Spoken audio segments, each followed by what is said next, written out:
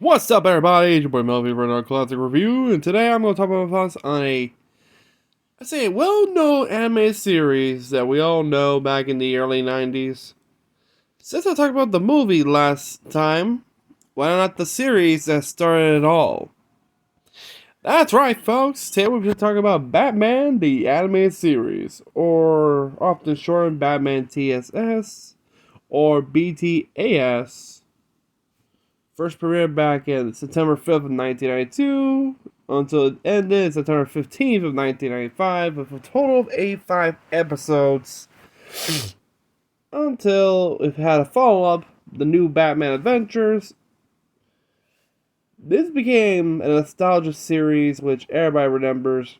But before we begin, did you subscribe? Did you hit the bell? If so, were you the generation to watch this series? Because hey, we have an awesome childhood. So yeah, Batman the Animated Series received critical acclaim for its dark tone, mature writing, thematic complexity, artistic presentation, voice acting, orchestrated soundtrack, modernization of its title, character, source material. The series won multiple Daytime Emmy Awards as well as the Primetime Emmy Award for Outstanding Animated Program. The series became the first in the continuity of the shared DCAU, or the DC Animated Universe, which spawned further animated TV series, feature films, comic books, and video games with such same creative talent, including the 1993 theatrical release Batman Mask of the Phantasm. Another continuation of the series is in development in form of an audio podcast, with most of the cast returning along with writer Alan Burnett. But yeah, the series took influence from the Tim Burton live-action films Batman from 1989 and Batman Returns from 1992, and the acclaimed Superman theatrical cartoons by the Fleischer Studios of the 1940s. Yeah, before it was Batman, yeah, Fleischer Superman. And that looks dope. And that put the foot for this anime series. Without Fleischer, there won't be no Batman right here. In designing the series, Bruce Timm and Eric Radomski emulated the Burton's film otherworldly timelessness, incorporating period featuring such as black and white title cards, police airships, and a vintage colored scheme with film noir flourishes. I gotta tell you the truth, this Art Deco style, and plus police airships in the 1990s, that looks pretty dope, literally. Since when do you see the police with airships? That'd be pretty cool. The visual style of the series was based on the artwork of Radomski, and the Gothic look of Gotham City was derived from the initial designs. In addition, Radomski issued a standing order to the animation department that all background be painted using light colors on black paper, as opposed to the industry standard of dark colors on white paper. The distinctive visual combination of noir imagery and Art Deco design was dubbed Dark Deco by the producers. The series initially took a variation of music written by Danny Elfman for the Burton films as its theme.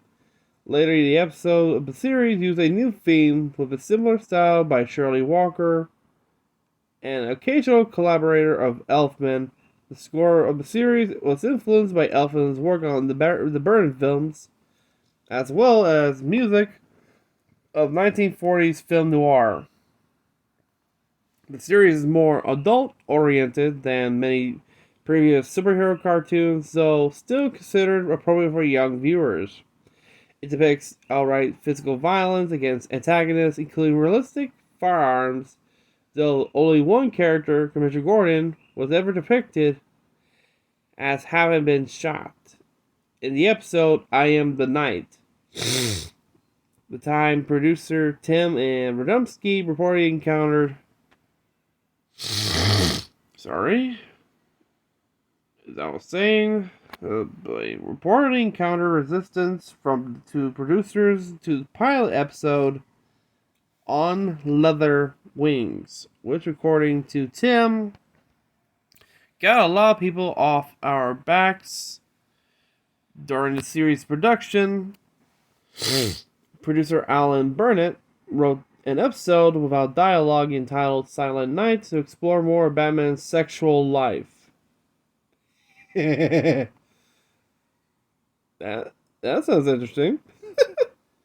But this was never produced. Burnett also attempted to make an episode featuring a female vampire that will bite Batman to suck his blood, but plans never materialize. Oh, that sounds nice. Well, then do that. This in the new, I think the Batman series, the animated one, they did that with Batman versus Dracula. In other words, they actually did that. The series also notable for supporting cast, numerous known actors, provided the voice of various recognized villains.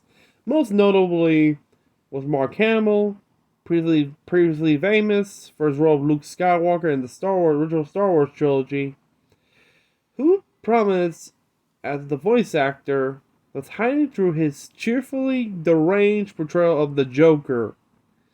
The role was originally given to Tim Curry, but he developed bronchitis during the initial recording session. John Glover, who later voiced the Riddler, also auditioned for the Joker role. Recently, the original voice recordings of Tim Curry's Joker was released. Even Mark Hamill said it was quite scary. It's on YouTube. You can check it out now. Just type Tim Curry Joker and listen for yourself. And believe me, it's actually pretty cool. Which, of course, Hamill, who found himself to be the biggest fan of the Batman comics among the cast, credited the laugh he had honed on the stage in Amadeus with landing him the role. Record sessions under the supervision of voice director Andrea Romano were recorded with the actors together in one studio instead of taking separate recordings as is typical. The method would later be employed for all subsequent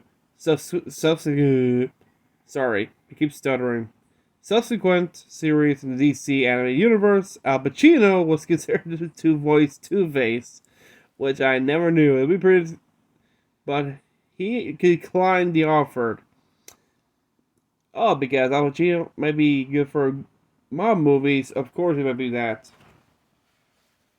That'd be pretty interesting. If I'm not mistaken, was he in The Godfather? I think. I can't remember. I think so. But yeah, Richard Mole was instead cast in the role. After actors included Ron Perlman as Clayface, Ryan McDowell as the Mad Hatter, David Warner as Ra's al Ghul, Michael York as Count Vertigo, Kate Mulgrew as Red Claw, George Murdoch as Boss Biggest, Ed Asner as Roland Daggett, and George Dunza as the ventriloquist. One of the series' best-known inventions is the Joker's assistant Harley Quinn, who became so popular that DC Comics later added her to the mainstream comic book continuity. The Penguin underwent change for the series. His appearance was remodeled after the version seen in Batman Returns, which was in production simultaneously with the series' first season.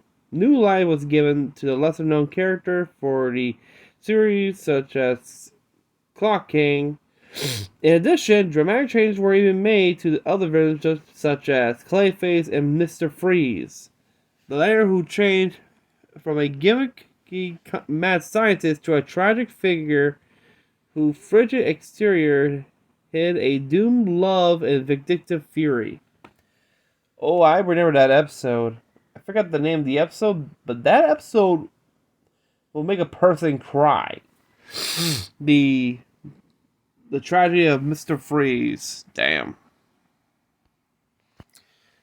Of course, the Joker's accomplice, Harley Quinn, Gotham City Police Detective Renee Montoya, the vigilante lockup, former actor Simon Trent, brainwashed comedian supervillain Condiment King, Ninja Kyodai Kin, are original creations who became characters in the comics. Older villains that were lesser known from the comics, such as Count Vertigo, the Mirror Man, and the Clock King, were modified for the series in both appearance and personality.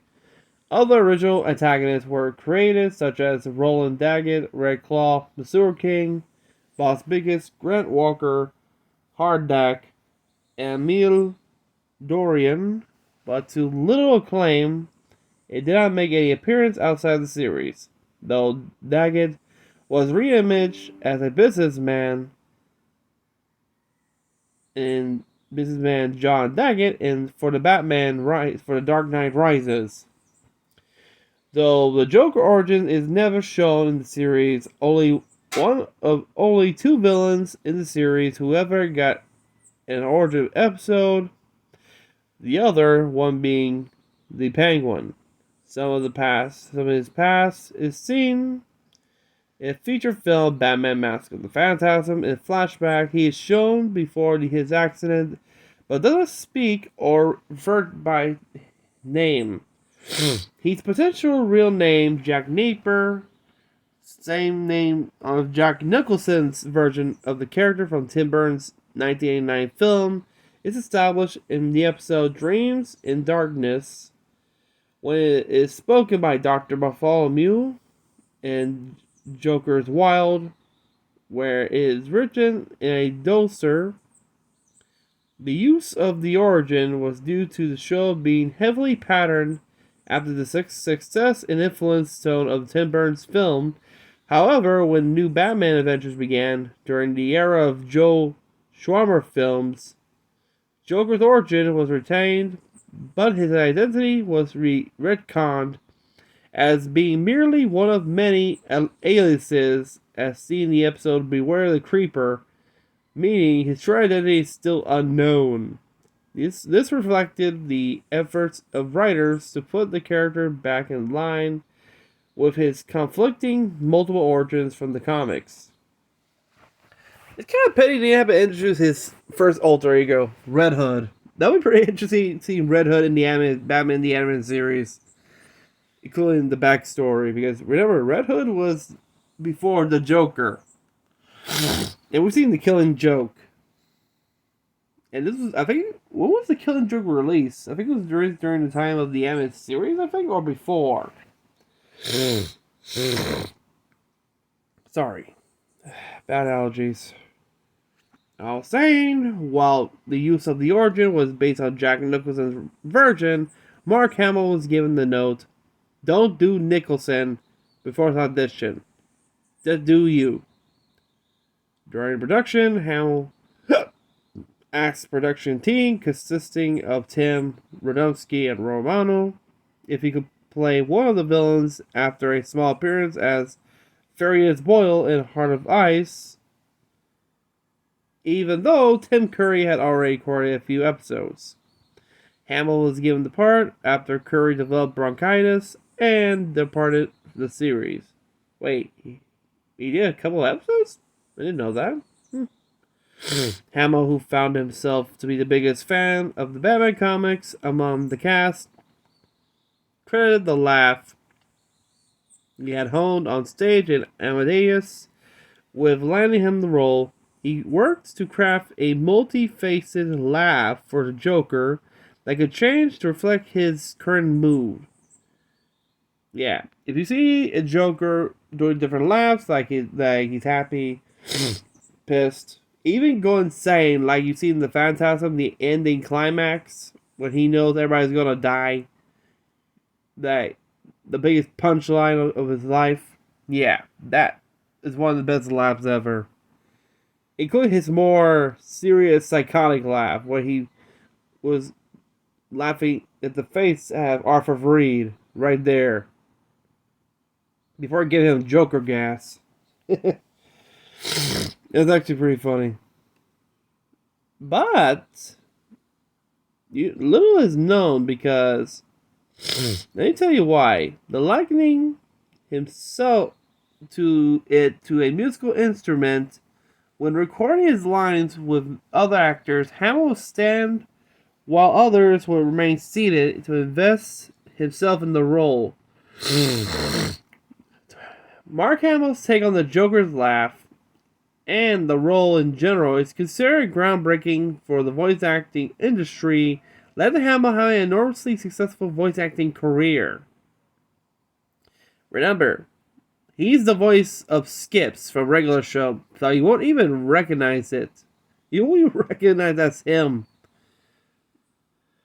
Of many influences he performance, including Jay Leno and Howard Cosell, Hamill cited the late actor Claude Rains from his performance in the 1933 Universal horror film The Invisible Man. Yeah, if you'll recall the scene where he's removing the bandages off his face in front of the crowd, the mob, when he doesn't like to be disturbed. You're crazy to find out, aren't you? Alright, I'll show you. And when he removes the bandages, they're like, look, he's only the way. Ha! How like me now? Yeah, that laugh right there inspired Mark Hamill to do his own version of the Joker laugh right there. And even in the interview, he mentioned he interpreted Claude Rains' performance of the Invisible Man right there, which is actually spot on right there. Aside from creating characters that crossed over in main line of the DC Comics, several of the series' reinterpretation were carried over as well.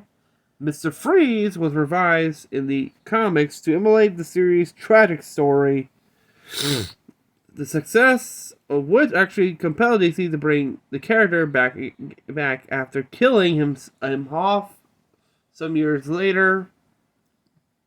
Clayface was revised to be more of a similar appearance in his animated counterpart. Two-Face double-sided black and white suit has become a common appearance of the character. Sorry. There were other characters. Well, we don't need no introduction of Batman, which, of course, the whole life story, which he was portrayed by the late voice actor Kevin Conroy. He used a different voice to distinguish between his portrayal of Bruce Wayne and Batman, a tactic used previously by Michael Keaton in the Tim Burton live-action films. Conroy based his dual voice performance in the 1934 film adaptation, The Scarlet Pimpernel? Yeah. Other characters such as Poison Ivy, Catwoman, the Riddler, Two-Face, the Mad Hatter, Ra's al Ghul, Talia al Ghul, Man-Bat, the Penguin, the Scarecrow, Killer Croc, Bane, the Ventriloquist and the Dummy Scarface, Hugo Strange, Tony Zuko, friends and allies of Batman featured in the show not previously mentioned, including Penny Alfred, Harvey Bullock, and the Grey Ghost, an original character created by the series to portray Bruce Wayne's childhood hero and crime-fighting inspiration, voiced by the late Batman actor Adam West, who also played Batman in the 60s Batman series, Lucius Fox, and Leslie Thompkins. It's kind of weird. Wait, well, I was going to say something. Shit. I think I forgot. Damn it. I think I forget. Wait. Let me try to remember. Forgot. Never mind. Oh, yeah. And this character of the Grey Ghost would not only appear in the anime series, but it also reappeared. Also, the Grey Ghost reappeared in Batman: The Brave and the Bold as well, as a superhero as well. So technically, because originally when Batman was a kid, his childhood hero was none other than the masked vigilante hero of Spain himself, Zorro, from Z for Zorro. You know the character. Okay, so those who don't know, who have seen the Antonio Banderas films of Z for Zorro, you know, and the original ones from Douglas Fairbanks Sr. to Douglas Fairbanks Jr. Yeah, that was the original Z for Zorro, which I think this would be the one that Bruce Wayne would be watching as a kid.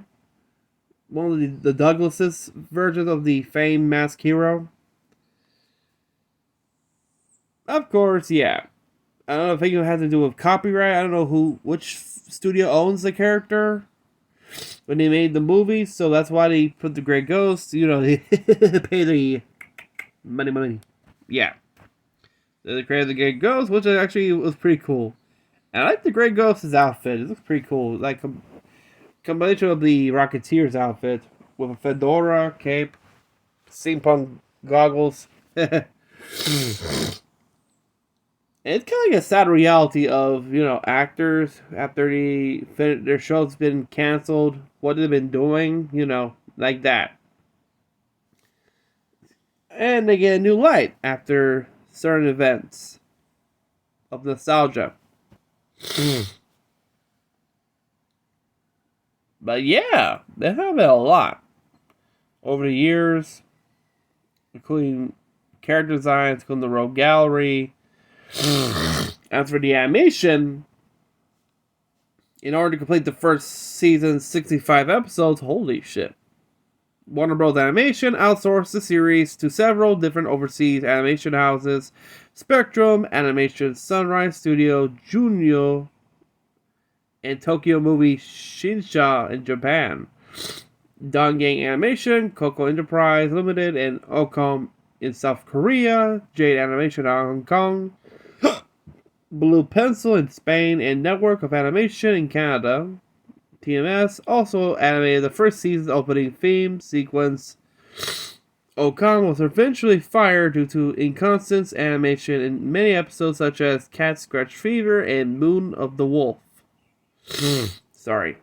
The 20 episodes of the second season were animated largely by Dong Yang, with the exception of 3 done by Studio Junyo. A Bullet for Bullock, Avatar, and Baby Doll. And 1 done by Jade Animation, The Terrible Trio.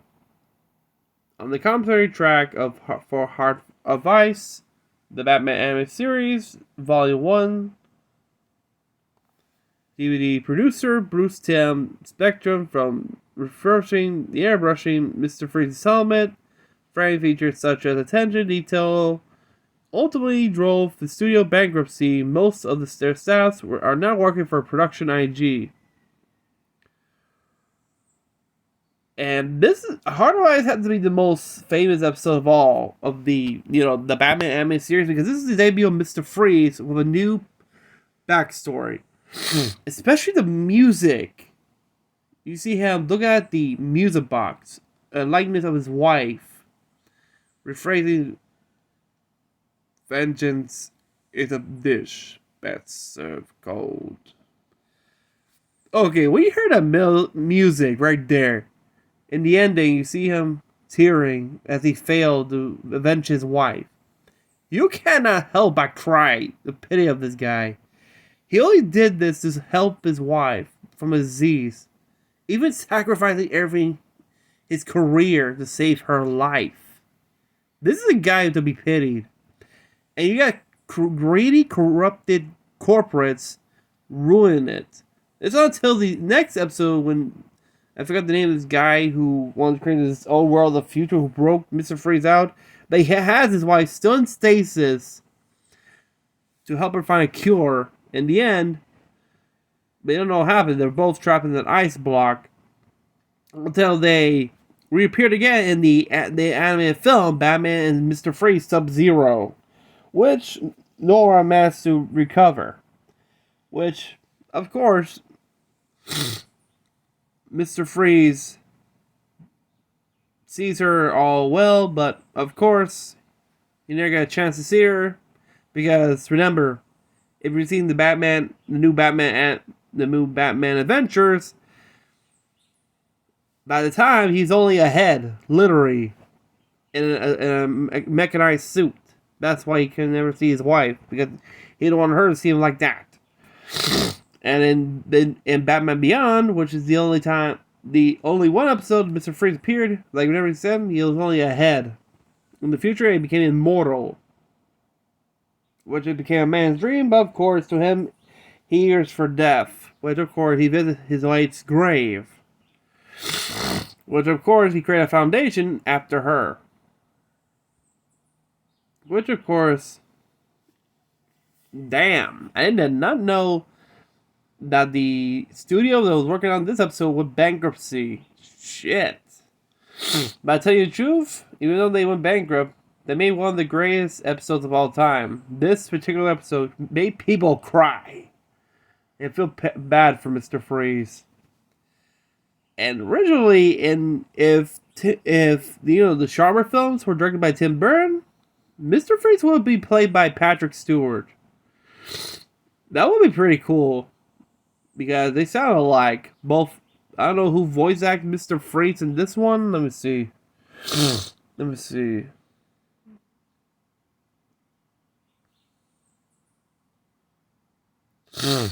Where is it? Let's see.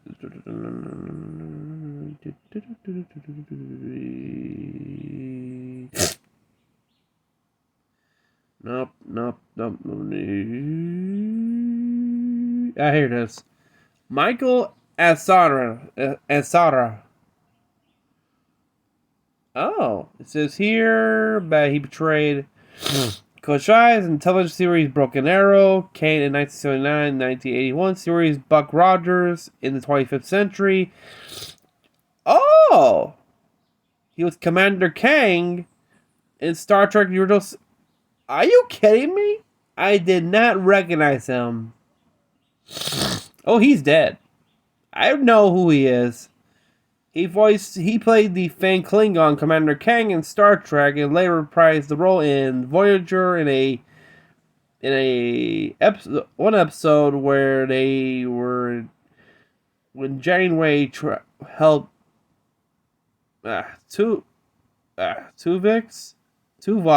in a memory which takes him back to the time during the 6th film. And also in Deep Space Nine, where not just him, including Koloff and Kor. Which the actors who play those two will be their last role, except the actor who played Kor, who appeared 2 more times. Which, yeah, of course. I did not recognize him. Stupid me. Back to all the same.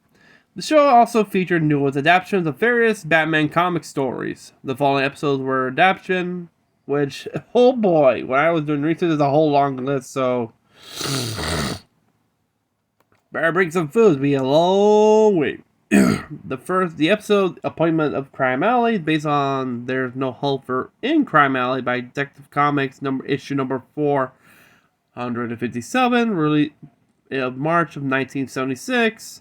Then you got Dreams of Darkness, loosely based on Batman The Last Arkham from Batman Shadow of the Bat, issues 1-4 by Alan Grant and artist Norm Brigford from June and September of 1992. This episode adapted the comic book story, inclusion of the Scarecrow instead of Victor Sasha, and Dr. Bartholomew instead of Jeremiah Arkham. Jesus. And that's a whole lot, I can tell you. And I think the last one, The Mask of the Phantasm, is also an adaptation to the film's flashback inspired by Batman Year One, whereas the character Andre Beaumont and the storyline itself was modified from Mike Barr's story Batman Year 2, which ran in Detective Comics issue 575 to 578 in the late 1980s. The villains in the comics were named the Reaper. In other media, 16 minutes of anime segments. In the video game, The Adventures of Batman and Robin for the Sega CD are sometimes referred to as a lost episode of the series. These segments are intended to intersperse between gameplay elements of the early 90s video games. As such, the sound-colored story are not quite the same quality as the actual television program, and because Sega did not have the follow censorship rules, did not have to follow censorship rules to the show, the fights were also a little more violent. Many of the show's voice actors reprised the roles for the game, are thus in the lost episodes as well. Similar cutscenes appear throughout the game Batman Vengeance and Batman Rise of Senzu. Going to films, they had two films, Batman Mask of the Phantasm and Batman Sub-Zero.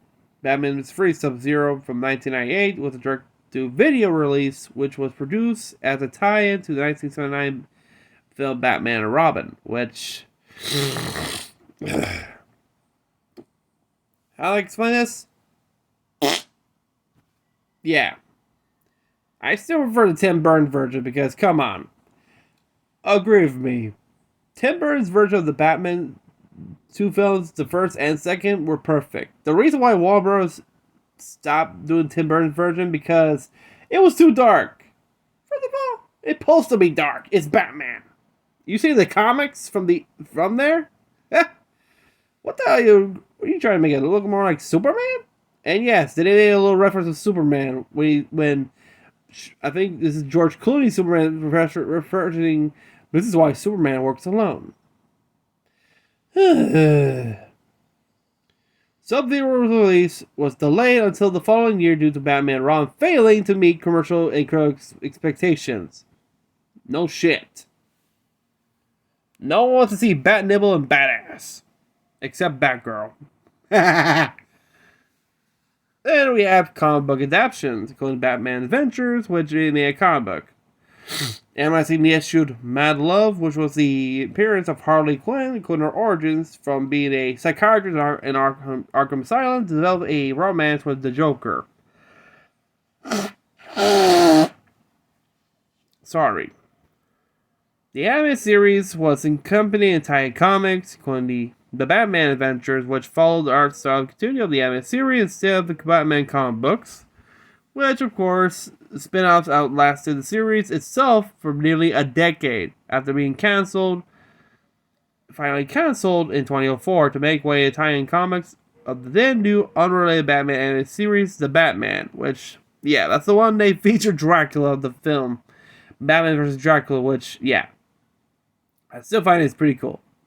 The character of Harley Quinn's first official comic appearance obscured in issue number 12 of the series, it has become highly sought after by collectors and fans of the character. Which one? Mad Love. That's her famous appearance. It is a tie, which we have Superman and Batman magazine, which of course is a tie between Batman the Animated Series and Superman Adventures of Superman. And you got a lot, literally. I think this series became fame. And also a novel, including Shadows of the Past, which of course Appointment in Crime Alley, and Robin's Reckoning, a two-parter, Duel to the Death, Two-Face, two-parter, Shadow of the Bat, two-parter, The Dragon and the Bat, Night of the Ninja, Day of the Samurai. That was pretty cool. And of course, the film Mask of the Phantasm. One for kids and one for adults. Yay! Including broadcasting, which of course mentioned the Adventure of Batman and Robin redirects here from the video game as well. Which, shit. The broadcasting, you got a lot, because it's a lot, including syndication, which, yeah. Even though, yeah, there were syndications, because I remember seeing Batman the Animated Series from the Hub. For those who don't know, the Hub is right after when they acts the name Discovery Kids. Yeah. And it showed Batman the Animated Series at this prime. Perfect. Back to what I was saying. The Hub, yeah, like I said, started broadcasting series from September 6th of 2011. The channel aired 10 episodes marathon of series from July 20th of 2012, coincided with the theatrical release of The Dark Knight Rises. Even created an animated version of one of the film's trailers, featuring Kevin Conroy and Drew Barbeau redubbing Batman and Catwoman's dialogue in the trailer, which I did not know. I might check it out. It might be pretty cool. I think it did also appear in Toon Disney's Jetix lineup back in 2007, along with Superman the animated series, despite Warner Bros. Being one of Disney's biggest competitors, which it's kind of weird to see a Warner Bros. Cartoon in a Disney channel. That's weird. A series belonged to the character chief himself against the Mouse House. As for receptions, let's just say the animated series has become ranked as one of the greatest animated television series ever made. It's critically acclaimed for mature tone, writing, voice acting, orchestra, soundtrack, visual effects, faithfulness of the source material. Sorry. And it was ranked series as one of the top television series of the year by Entertainment Weekly. And second best series of all time after The Simpsons. Also ranked number 2 of the greatest animated television series shows all time. Again, after The Simpsons. So yeah, you have a series competing against The Simpsons. And those guys have been going on for how many episodes? 600 and what now? Because I remember back in 2011, 2012, they went from number 500. So they're like number 600 and what? Damn. And they've been around since 1989. So, yeah. It's a pity. I kind of wish the Batman animated series went more longer. Because that was a good show. The problem is... they're trying to dumb it down. Stop that. You can't find good quality shows these days. As for influences, there were others, including the Superman the Animated Series for the WB during the creative time of the new Batman Adventures, which, the animation style, yeah. Which featured the streamlined animation style of Superman the Animated Series, while numerous character redesigns from the original series by taking place in the same continuity. Yeah. They even had a film, Batman and Superman. Yeah. When it was Batman vs. Superman. This time their villains were Lex Luthor and the Joker. Jesus, they even butt heads. Back to all the same. In 1999, it had a spinoff, which is Batman Beyond, which premiered in the WB, featuring a teenager named Terry McGinnis taking the duties of Batman under the guidance of the elderly Bruce Wayne after he retires. If you remember the pilot, which became popular. Then after that, you have the famous one of all, the Justice League series back in 2001, which premiered in Cartoon Network, featuring Batman as one of the founding members of the League. This was continued in 2004 in Justice League Unlimited, featuring a greatly expanded League made DCU cartoon unrelated to the larger DC animated universe, such as Teen Titans and the Batman, also featured characters designed strongly influenced by those of Bruce Timm. Sorry, my eyes is driving me nuts. Whew. There were others, which of course I don't want to keep referencing The Simpsons. Blech. Oh boy.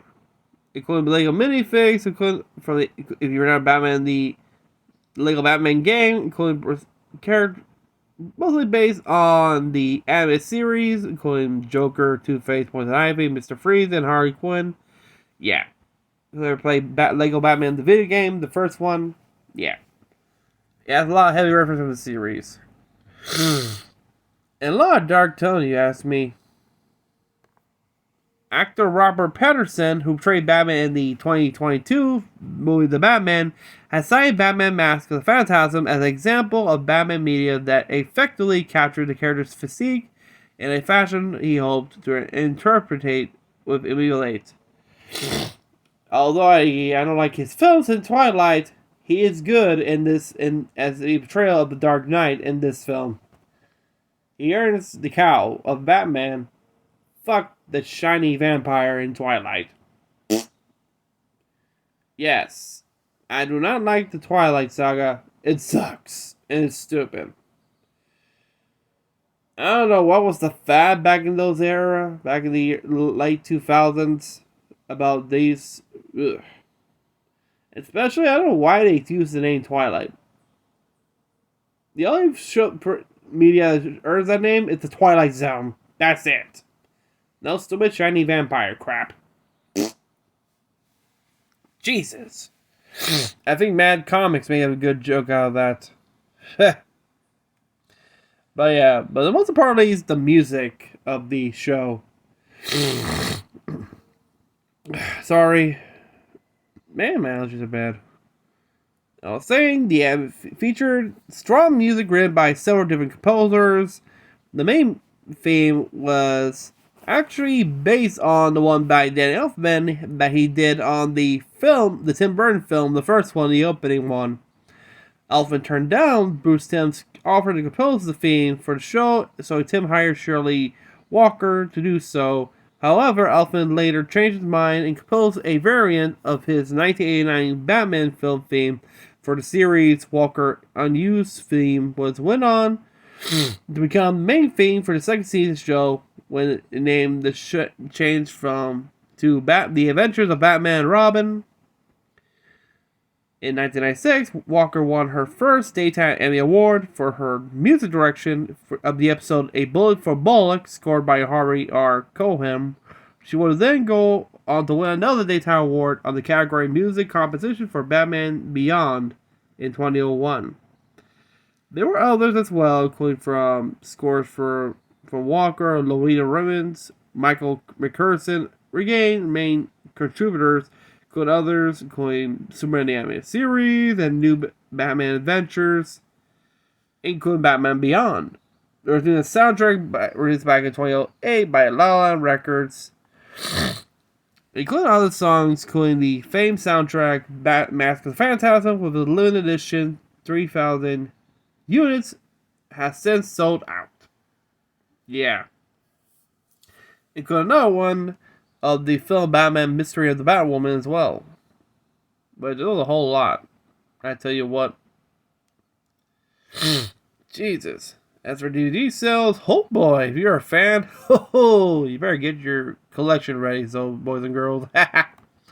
Including video games, like I mentioned, it was in the 16-bit video game machine era. Remember, the arcade, from the arcade, Sega, Konami, even the famous Super Nintendo Entertainment System, the SNES, and Sega released their first, hard one. Including the Sega Genesis, Mega Drive, Mega CD, and Game Gear, the Super NES, Genesis, etc. Yeah. Including appeared in Game Boy as well. Including then continued from different platforms until now. Captain Clown. Oh yeah, from the Lego game. There was a canceled spinoff. Due to the success of the show, Fox approached Prince Bruce Timm to make a spinoff centered on Catwoman, but the project was abandoned shortly thereafter. Pity. But yeah, folks, and those are my thoughts on Batman the Animated Series. And tell me one thing. Are you a Batman fan? Because if you are, I recommend this show. It's awesome. It maintains that awesome nostalgia from the film noir and the dark tones and the artistry. If you're an art lover and anime series lover, this is for you. But yeah, let me know in the comments down below on what was your favorite episode, your favorite character, which one you like, which one made you laugh, which one made you cry. Tell me on the comments down below. If you're new to the channel, remember to like, subscribe, hit the bell, and remember our goal to hit 1 million subscribers or at least 500k. Until then, have a great day, everybody. See ya, and take care.